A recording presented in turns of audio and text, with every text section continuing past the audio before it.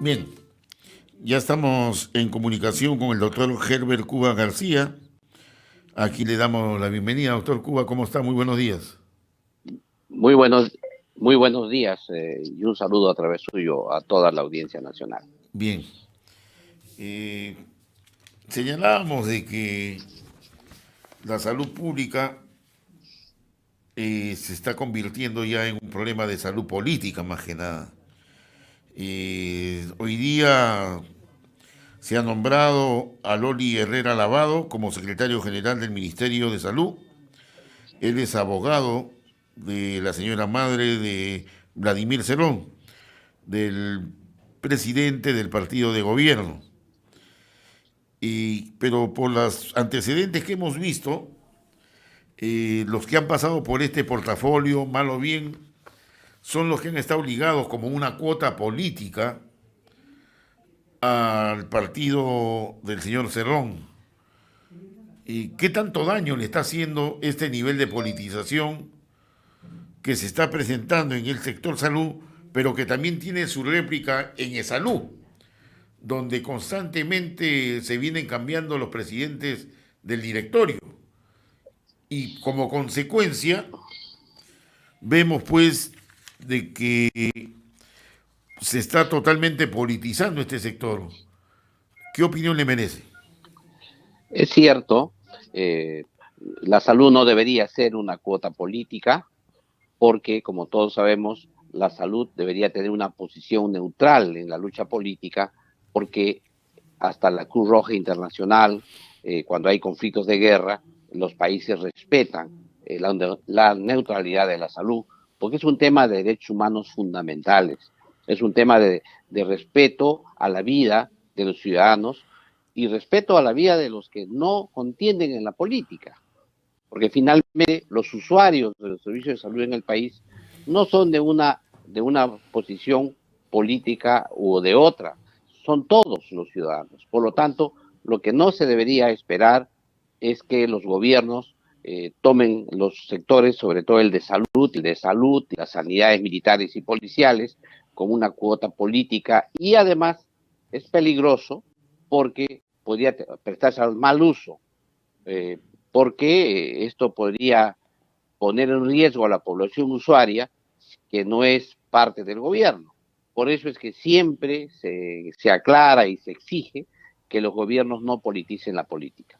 El segundo aspecto que va ligado a esto es que en salud es un tema muy complejo, requiere mucha especialización. La profesión médica en general es una de las más largas profesiones que tienen las universidades, y la salud pública requiere mucho conocimiento en detalle, no solamente de la salud individual de las personas, sino de la salud colectiva. También requiere conocimientos amplios de sociología, antropología, ciencias sociales, epidemiología, que permita a los que conducen el proceso de la salud en el país, permite poder llevar a cabo una lucha adecuada contra las enfermedades y promover la promoción de la salud. Sin embargo, esto es lo que mínimo que deberíamos exigir cuando se designan funcionarios en estos sectores.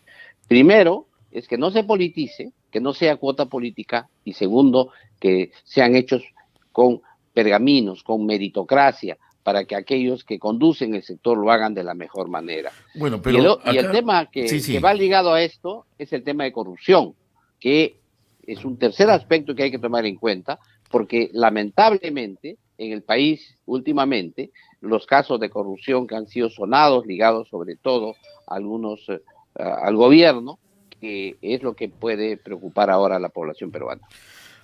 Justamente este sector es uno de los más importantes a nivel de presupuesto, como también de necesidades. Sin embargo, hemos visto los reportes que tenemos del interior del país que muy poco o casi nada se ha hecho para implementar este sector del sector salud. No hay medicamentos en muchos hospitales a nivel nacional, inclusive en el propio de salud hay carencias, pero al final de cuentas nadie dice nada, nadie dice qué es lo que está pasando, ¿no? Creo que el tema de fondo aquí está en que el gobierno, cuando ha puesto representantes, lo que ocurre es que no se da cuenta de que existe una brecha insatisfecha de la población. Le voy a poner el ejemplo concreto. Ya. Ejemplo, en el año 2019, Salud brindaba 1.900.000 atenciones, consultas médicas por mes. 1.900.000 es Salud. Eso, ¿Eso qué significaba? Que en esa época, en 2019, no había demanda satisfecha. Todavía en esa época había demanda insatisfecha, había reclamos, la gente exigía mayores atenciones. Sin embargo, de ese 1.900.000, en el año 2021 a inicios, llegaron a 276.000 consultas mensuales. ¿Eso qué significa? Imagine usted la brecha que había de atenciones. Y a partir de esa fecha han ido los directores tratando de reconstruir la oferta de servicios médicos de salud. Sin embargo, aún ahora no logran alcanzar el 1.900.000 que había en el año 2019. Es decir, tienes que en el año 2019, con esas cifras, tenías embalse, que se han incrementado lo del año 2020, 21, 22. Y ahora en el 2022 Ujú. todavía no se resuelve ese embalse. Eso que ocurre en el salud, ocurre en el Ministerio de Salud. Entonces, lo que se requiere que es una reconstrucción de la oferta de servicios médicos y de salud en el país. Pero para eso, ¿qué requieres? Un plan de trabajo concreto, gente que conozca y mayor presupuesto para poder hacer, y sobre todo, transparencia y honradez para poder llevar a cabo el restablecimiento de las atenciones médicas que el país necesita. Lo más grave de todo esto es que cuando se le echa la culpa a los propios ciudadanos, es decir, oiga, si usted no tiene atención médica porque usted seguro que es de la derecha, usted seguro que es un antigobiernista, usted de repente es de un partido político retrógrado y caduco que está contra el gobierno, etcétera, cuando la realidad es tangible, tiene cifras. Si no logramos nosotros tener más número de atenciones médicas, más de 1.900.000 que el año 2019, el gobierno ha fracasado. El gobierno ha fracasado. Ya no hablemos de infraestructura, de equipo, de cirugías, nada. Hablamos de la simple consulta externa que tiene el gobierno. Y esto también hay otro problema, porque los gobiernos regionales están a cargo de la gestión de los establecimientos de salud de sus regiones. Pero también ahí ha habido un problema de una fractura entre el gobierno nacional y el gobierno regional en los temas de rectoría. Por lo tanto, los gobiernos regionales tampoco cumplen las metas que se imponen desde el gobierno nacional. Por eso es que tenemos en estos momentos una situación muy complicada. La población sufre falta de atención médica, falta de médicos, falta de camas hospitalarias, no tiene una respuesta inmediata a sus necesidades y no existe una respuesta articulada del gobierno para enfrentar esa situación. Por eso es la queja cotidiana de la población, y lo vemos en los medios diarios. Si uno se pone a escuchar un medio de comunicación durante una hora, en cualquier medio de comunicación, va a haber ahí solicitud de sangre, solicitud de equipos, traslado de pacientes, solicitan camas. Eso que escuchamos todos los días son solo la punta del iceberg de las necesidades que tiene la gente para la atención médica en el país. Ahora, el gobierno hace algunos días atrás prácticamente dio por superado el problema del COVID acá en el Perú, inclusive las restricciones que han habido, un poco que se han levantado, etcétera. No sabemos qué va a pasar a fin de año con las fiestas navideñas, con la gente que se moviliza a nivel nacional para comprar pues los productos, la mercadería para las fiestas navideñas. Eh, Mire, ¿Qué puede suceder ahí? ¿Puede haber un rebote? mire, Mire, le explico aquí. Ahí también el gobierno tuvo una pésima comunicación ante la población.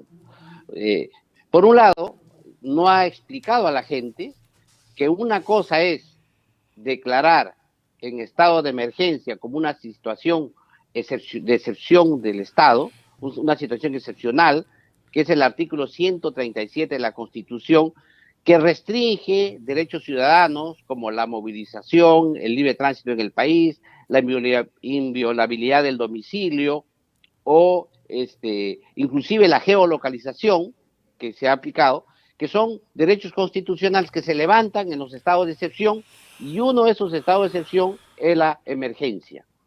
En el caso peruano, en el año 2020, se declaró no solamente la emergencia sanitaria por el COVID-19, que lo declara, eso sí, el Ministerio de Salud a raíz de una declaración que se hizo por la Organización Mundial de la Salud, sino también se declara en paralelo una situación de excepción, que es la declaratoria de emergencia, con restricción de los derechos ciudadanos. Esto originó una estrategia de lucha contra el COVID que yo he denominado la estrategia hospitalaria, militar y policial, porque puso a la policía y a los militares a que persigan a los ciudadanos que no cumplían no cumplían las indicaciones sanitarias que daba el presidente de la República y el ministro de Salud en ese momento. Esa estrategia militar y policial no ha ocurrido en toda América Latina ni el mundo. Eso ha sido una estrategia hecha en el Perú. Ese estado de emergencia, producto para acompañar la lucha contra el COVID, para acompañar la situación de emergencia sanitaria, es la que se ha derogado la semana pasada. Sin embargo, ojo, la emergencia sanitaria se mantiene. Todavía está vigente hasta el 24 de febrero del año 2023 este estado de emergencia. Por lo tanto, las recomendaciones sanitarias que se le hacen a la población siguen vigentes. Y esto es lo que la gente ha creído, que porque te quitan la coerción, porque te restituyen tus derechos constitucionales, ya la emergencia sanitaria ha terminado. Y la emergencia sanitaria no ha terminado, la emergencia sanitaria continúa. Es más, las facilidades que tienen los funcionarios del sector salud para hacer adquisiciones abreviadas, simples, sin restricciones, sin restricciones muy exigentes, burocráticas, exigentes, se hacen el día de hoy también, porque eso está vigente hasta el 24 de febrero de 2023 y posiblemente se prorrogue hasta que la Organización Mundial de las Naciones Unidas levante esa emergencia. Lo que sí es cierto es que en el Perú la costumbre ha sido la coerción, la limitación de derechos constitucionales. Pero en el caso peruano, y sobre todo en Lima Metropolitana, el gobierno ha vuelto a ponerle estado de emergencia, ya no por el tema del COVID, sino lo ha puesto por el tema de la violencia, de la inseguridad ciudadana, y ha permitido que el ejército pueda ayudar a la Policía Nacional en la lucha contra la delincuencia. Igual nos han suspendido los derechos constitucionales. Por eso es que, en este caso, entonces, el gobierno no ha explicado con claridad que lo que se ha levantado es el estado de excepción, que se había declarado y se ha restituido los derechos constitucionales, pero se mantiene la emergencia sanitaria. Y aquí viene el otro tema. ¿Qué plan existe? Si tú levantas un sistema basado en la coerción, en un sistema basado en el uso de la militar y policial, la pregunta es, ¿cuál es lo que queda? ¿Qué pones? ¿Cuál es tu estrategia? Y eso no tenemos. No hay un informe técnico que haya sustentado ese levantamiento, no hay de ese estado de excepción, no hay un informe técnico que diga cuál es la nueva estrategia que se tiene, y esperamos que la nueva ministra de Salud que ha ingresado ahora nos dé a la población un estado de emergencia. ¿Por qué motivo? Porque hemos tenido ahora que en Loreto y Moquegua los casos del COVID se están incrementando. Si bien es cierto, el número de casos ha aumentado hasta 3 veces la última semana en Iquitos, igual en Moquegua. Si bien es cierto, no son graves, no han requerido hospitalización o cama UCI, pero eso, si es que no se... Por eso es que es importante que la población sepa que la pandemia no ha terminado, que la pandemia continúa, que las medidas sanitarias deben aplicarse, que debe haber todavía el uso de mascarilla para espacios cerrados, que debe necesariamente guardarse la distancia física entre las personas, y sobre todo lavarse de manos y echarse alcohol, como siempre y como se ha aprendido, porque eso debería ser una medida que quede para siempre, porque el lavado de manos sirve no solamente para luchar contra el COVID, sino para una serie de enfermedades que se transmiten en nuestro país. Ahora, dentro de ese marco que usted señala, también es cierto de que no estamos hablando de una política de salud pública. O sea, no tenemos una política de salud pública. Estamos yendo a la deriva. ¿Hacia dónde vamos? La gente se pregunta. El paciente se limita únicamente a ir a solicitar su cita, a que le programen si lo van a operar o no lo van a operar, y esperando que no se cambien las fechas, etcétera. Mire, Y esto es una situación pues que verdaderamente seguimos en lo mismo, pero no hay nada nuevo, ¿no? Se hablaba que habría posibilidad de unificar a todos los sectores de la salud en nuestro país, incluido salud, pero queda en el dicho y no hay ni lo concreto ni nada, ¿no? mire, lo que sucede es que aquí hay una contradicción entre varios modelos. Por un lado, el sector denominado caviar, digamos, o la izquierda progresista, había propuesto en el año 2013 un modelo basado en la atención médica, un modelo curativo llamado el aseguramiento, que yo le hemos tejado como mercantilista. Este modelo mostró su fracaso durante la pandemia, porque se había olvidado lo más importante para luchar con una pandemia, que es la atención primaria de salud, es fortalecer el primer nivel de atención de salud, que está constituido por los centros y puestos de salud que tenemos alrededor de todo el país, en los 1.874 distritos. Esto, que casi fue cerrado durante la pandemia, y evidentemente se perdió la lucha contra la pandemia en la comunidad, porque ahí es donde se lucha contra las epidemias o pandemias. Entonces, este fracaso llevó a que todo se resuelva a nivel hospitalario, y esto es lo que nos ha llevado a tener casi 220,000 muertos durante esta pandemia. Muchos de esos muertos pudieron haber sido evitables si es que se hubiera aplicado un mejor modelo de salud que el Perú no tiene.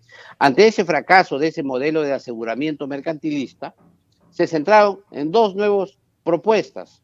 Una de ellas es la propuesta que viene desde el Foro del Acuerdo Nacional, en un consenso que se tuvo todavía en el año 2002 y que se fue ratificado en 2015 y que fue ratificado el año 2020, en septiembre, ya en la gestión del presidente Vizcarra, es el modelo de seguridad social, que significa que no solamente los ciudadanos tienen el derecho del acceso a la salud, sino tienen el poder de acceso a la salud, y esos mecanismos para acceder a la salud son los mecanismos de seguridad social, que son las prestaciones económicas, las prestaciones sociales y las atenciones médicas y de salud. Es decir, el acceso a la salud es como decir, tú tienes derecho a comprar, pero para que tú puedas comprar tienes que tener poder de compra. Entonces, por eso es que es importante diferenciar el acceso a la salud del poder de acceso. Y el poder de acceso requiere un mecanismo de justicia, y ese mecanismo está formado por los mecanismos de seguridad social que ya todos conocemos. Aquí no hay que inventar la pólvora. Los sistemas de seguridad social existen ya en el Perú desde el año 1936, aunque no se han universalizado. Ahora, y la tercera propuesta, que con eso concluyo, la tercera propuesta es la que propuso el Plan de Gobierno de Perú Libre, que señala que vamos a estatizarlo todo en una unificación, en un solo sistema, y va a ser el Sistema Único de Salud.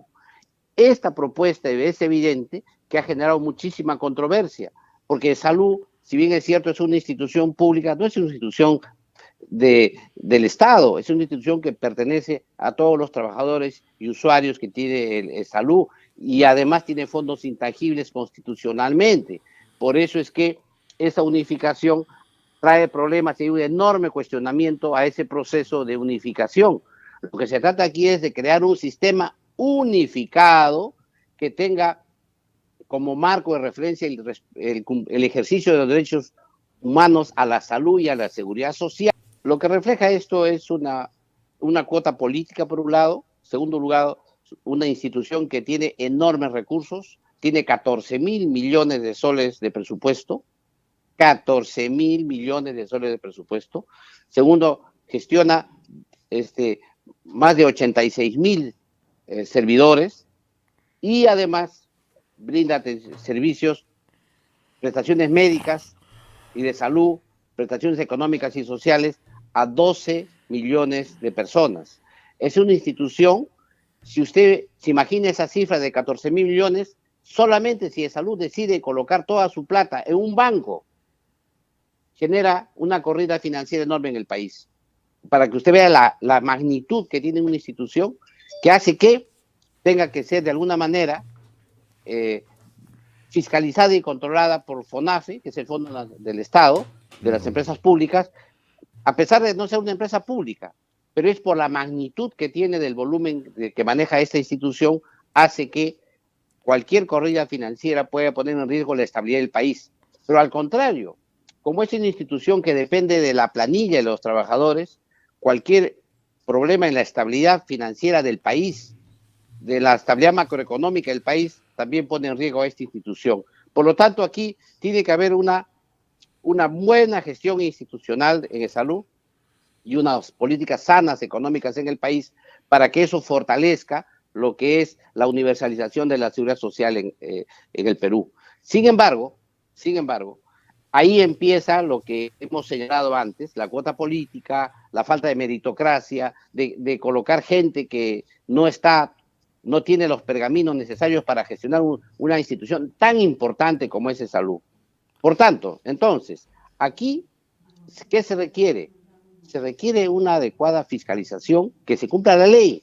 La ley dice que los presidentes ejecutivos de salud son designados por 2 años renovables a 2 años más, o sea, 4 años. No es posible que, porque no me gustó, porque me abucharon a mí en el hospital, y yo cambio al presidente ejecutivo de salud. Yo creo que las faltas para poder destituir a un presidente ejecutivo de salud son claras, pero sí, claro, si no se implementa la ley como da, no le da estabilidad a una institución que requiere. Ahora, ¿qué sucede cuando tú cambias un presidente ejecutivo de salud? Cambias el gerente central, porque es un cargo de confianza, cambias los gerentes de línea, luego cambias hasta directores de hospitales, hasta las regiones cambias. Entonces, esos cambios generan inestabilidad. Imagínese usted, durante 15 meses de este gobierno, se han cambiado 6 veces el presidente ejecutivo de salud. Entonces, eso no puede ser posible, es inaceptable para una institución que tiene autonomía constitucional y que tiene tantos recursos que gestionar en favor de sus derechohabientes o asegurados. Bien, bueno, nos ha dado un panorama amplio de este tema, pero la pregunta final, doctor Ever Cuba, ¿cuál es la salida a todo esto? Porque también es cierto que se vienen importantes licitaciones a este sector, que lo van a manejar pues los funcionarios de salud, lo van a manejar los funcionarios del Ministerio de Salud también, y parecería que el problema de fondo es ese, ¿no? Por eso tantos cambios, o no se ponen de acuerdo, o es que la torta es tan grande que no saben cómo repartirlo, porque hemos visto los escándalos que se producen en estos sectores por los malos manejos de dinero que es proveniente del Estado, y en este caso de salud, proveniente de los trabajadores, ¿no?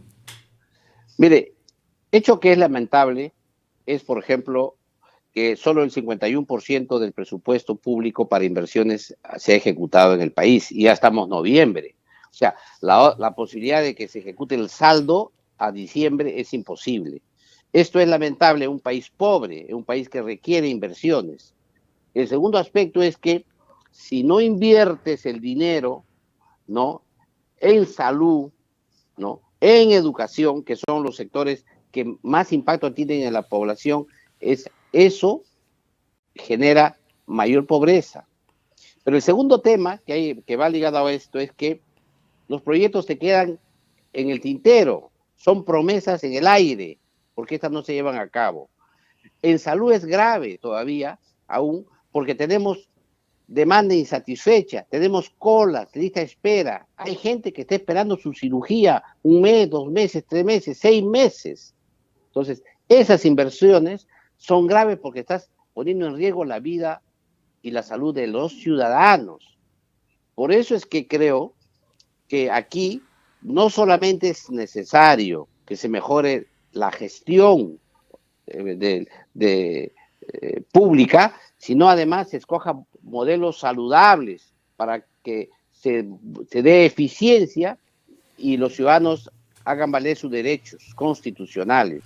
Y en esto, el Foro del Acuerdo Nacional tiene una propuesta muy clara, es avanzar hacia la universalización de la seguridad social.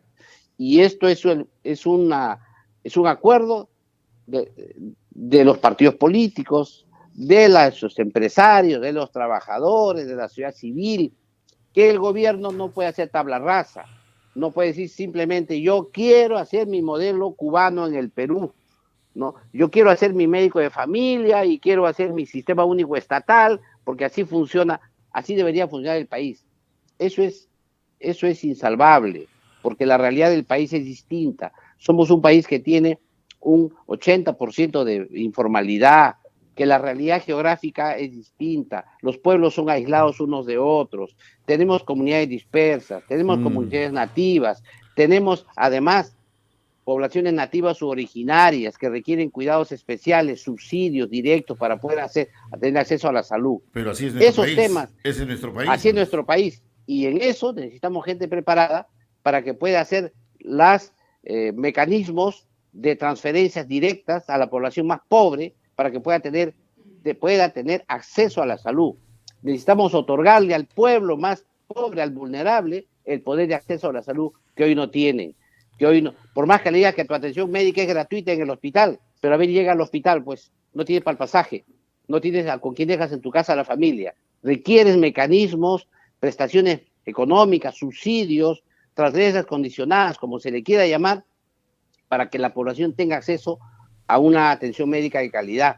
Y también tenemos que mejorar prestaciones sociales, clubes del adulto mayor, casas de reposo para las mujeres, casas de espera para los partos, para no tener mortalidad materna. Mire usted, este año, hasta la fecha se han muerto 1.600 niños menores de 5 años en el Perú. Pero si uno mira el mapa, ¿dónde han muerto? Han muerto en la selva, han muerto en los lugares alejados, han muerto en la selva central, en la selva del sur, etcétera. Ahí muere la gente. Es decir, en el gobierno, que debería preocuparse más por las poblaciones más pobres, es donde los niños se mueren en los lugares más pobres. Eso es inadmisible. ¿Por qué ocurre eso? Porque hay una distorsión en la política pública de salud, hay un manejo mercantilista de la salud, porque solo se priorizan las prestaciones médicas en las grandes capitales de la República. Muy bien. Hasta ahora nadie ha hecho el balance de lo que ha significado el COVID, cómo se manejó, cómo fue la gestión de Martín Vizcarra, cómo fue la gestión del señor Francisco Sagasti. Nadie ha hecho un balance. Yo encontré un documento del año 2018 que el Banco Mundial, creo que ha sido el Banco Interamericano de Desarrollo, había dado un préstamo en el 2018, o sea, antes que aparezca el COVID, por más de 150 millones de dólares al Perú para que implementen los centros médicos, las postas médicas, o sea, lo básico. Y ese dinero, hasta donde tengo entendido, nunca se utilizó. Y no se sabe tampoco a dónde está. Mira, yo le comento, Alberto Castillo. Mira, el año 2018 se firmó el convenio con el Banco Mundial y el Banco Interamericano de Desarrollo. El total era 300 millones. 300 de dólares, dólares, no sí. de soles. O sea que estoy en lo cierto lo que le digo. Sí, y eran en esta parte eran 1.096 millones de soles. 1.096 millones de soles. En segundo lugar, se hizo un modelo de redes integradas de salud. Yo tuve la suerte de poder contribuir con mis ideas para crear ese modelo de redes integradas de salud en el país. La esperanza que era que esto se logre que todo el país se encuentre en redes para mejorar la transferencia de los pacientes, para que ningún peruano se quede sin atención médica. Así Pero es, para esto, así es. ¿qué tenías que hacer? Cambiar la ley. Se cambió la ley, salió promulgada la ley en diciembre del 2018, se llamaba la ley 30.885, ley de creación de redes integradas de salud. Después dijeron que los gobiernos regionales no iban a hacer caso, porque eso podía ser en Lima, pero no en provincias. Se cambió otra ley, se creó la ley 30.895 para darle la fortaleza de la rectoría del Ministerio de Salud para que las redes integradas puedan ser hechas a nivel nacional. Eso fue 2018. Ha pasado 2019, 2020, ya estamos en 2022, vamos a entrar en 2023 y las redes aún no se han conformado. Y es más, de este presupuesto, de este dinero, de estos 300 millones de dólares que se prestaron, han gastado, sí, como 40 millones de dólares en consultorías, en gastos de asesores, Caramba. sin poder implementar esta política. Es más, usted recordará al ministro Condori. El ministro Condori, cuando ingresó, fue su caballito de batalla. Dijo, miren ustedes lo que ocurre con esto de las redes integradas. No se gasta el dinero, no se fortalece los centros y puestos de salud del país. Aquí hay responsables. Sí, pues, pero salió los 30 días y no pasó absolutamente nada. El día de hoy estamos sumamente preocupados porque otra vez ha cambiado la gestión del Ministerio de Salud. Ahora tenemos un secretario general que es un abogado. No sé cuánta experiencia puede tener este abogado en el sector salud, y entonces no sabemos si es que le darán prioridad a esta política que es el eje de una política de medicina preventiva y promoción de la salud, porque si tú no fortaleces el primer nivel de atención y no trabajas en lo que es la incidencia en los determinantes económicos, sociales y culturales para la salud, no puede resolver el problema. El país tiene que aprender a prevenir. No esperar que el cáncer, por ejemplo, llegue al hospital cuando ya esté en nivel 3 y 4, cuando ya están para morir o están en la fase terminal. Tenemos que detectar el cáncer en modo precoz y además prevenir el cáncer, generar estilos de vida saludables para que la población no se enferme de cáncer. Pero para eso requiere mucha información, educación, comunicación, que se tiene que hacer en el nivel local, en su familia, en su comunidad, a través de los centros y puestos de salud que tenemos en todo el territorio nacional. Muy bien. Muchas gracias, doctor Herbert Cuba García, y muchas gracias por haberme precisado lo que comenté, porque es verdad. ¿Y dónde están los 300 millones de dólares? Como usted dice, se han gastado 40 millones aproximadamente en consultorías, en informes, en cosas que ya conocemos, pero las cosas concretas de la implementación de estas potas, de estas posas, de estas redes, lamentablemente no hay. Muchas gracias, doctor Cuba. Un abrazo una vez más a todo el país. Gracias. Bien, hemos dialogado con Herbert Cuba García, especialista en política de salud.